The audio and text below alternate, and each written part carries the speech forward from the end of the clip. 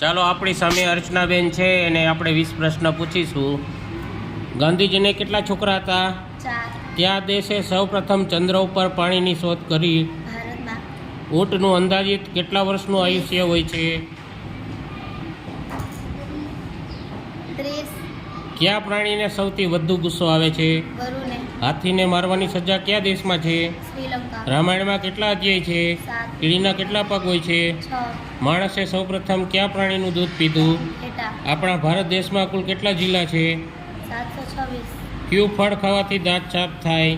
પપૈયું. અમેરિકામાં કુલ કેટલા રાજ્ય છે? 50. યુરોપ ખંડમાં કેટલા દેશ છે?